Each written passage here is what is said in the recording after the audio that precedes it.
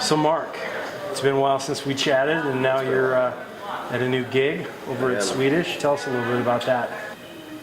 I'm a senior learning technologist for Swedish, where I work with training developers to integrate technology into training programs. We've really been focusing on a couple things recently: mobile and social technology.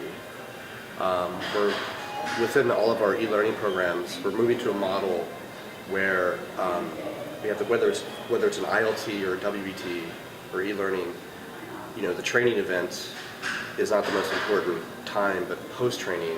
So we're giving basically access to mobile reference tools directly within the course.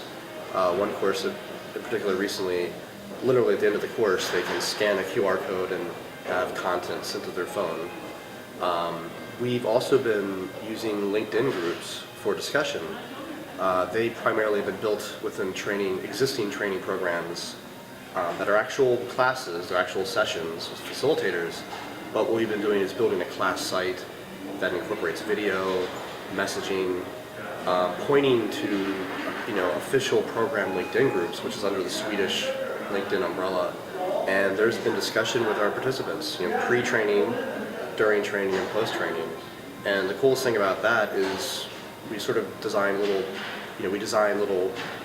groups themselves are kind of like badges. It's very learner-centric. So let's say it's a physician or employee, they take a class, they get sort of a badge from that group, and they're instantly tied with all of their alumni, their classmates. And then going forward, they have that in their learning history in LinkedIn. The question is, what is a learning management system? What is learning history? I feel that the new learning history is something that you take with you on these existing networks. And so that's why we're trying to build in as many as we can via LinkedIn and Facebook. One of the coolest things too that we started doing for a new hire program is Swedish is very, I would say, ahead of the curve as far as using social media. We have a really robust YouTube channel. Each provider is allowed to blog. They have a blog they can write whatever their field of study is and talk about research, etc. We have a Twitter account and Facebook as well as LinkedIn. And so for something that we implemented just recently, for our new hire programs, we have these little tabletops that actually has QR codes they can literally scan and instantly be connected with Swedish.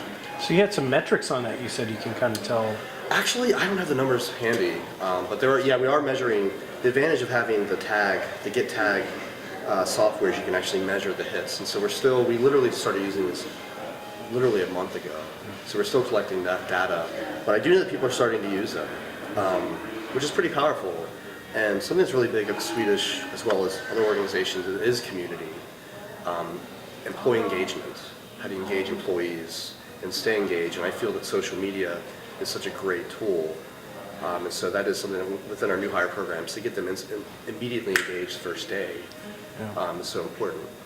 So you have kind of a broad audience because you said you have not only have physicians, but you have other employees of various parts of the organization. Exactly. Yeah, we service about 10,000 employees throughout. We have multiple campuses, and from physicians to other clinical staff to food services. I mean, really the gamut. And something that's really cool, the Swedish is. One thing that we embrace is career development, career pathing. And so one of the things we really provide is career pathing for leadership. There's been a lot of research around how expensive it is to hire leaders externally, but really you need to cultivate your leaders within. And so we've really been focusing on that, specifically around physician leadership. So tell me about, you guys have a real blended strategy when it comes to social media and mobile. You have the traditional learning, such as the classroom or the e-learning, and you're actually supplementing that with the mobile and social then? That's exactly right. Yeah, there's been a real paradigm shift around looking at what is learning, what is training, and we really are fully embracing reinforcement and what happens after that point of learning, after the class, after that session. And so we really have been building this blended effort with all of our programs we're starting to do. Really proud of a recent project, which was a virtual tour, an e-tour of a new campus for new employees and existing employees. basically they can explore through an interactive map that was built in Captivate and Flash.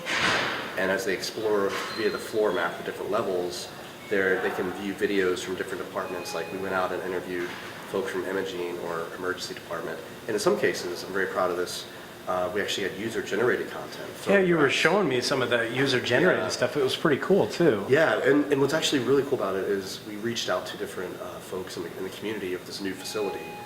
And I would almost even say at that point, I mean, we haven't launched the training tour yet, but really the point of the training's already started because we've engaged the community. And that was one of the objectives, was how do we help build a community? And so we reached out to folks and said, hey, provide us video of your team, photographs of your teammates, something, an interesting story about. But we reached out to the community to sort of collect video and images and incorporate them into the training and give them credit. And it's been really powerful. When we're just starting, it's very new, this type of user-generated content use here, but it's been very popular so far. We're going to continue to build on that. And actually, my goal would be to have most of the content, whether it be images or video, become at some point user-generated.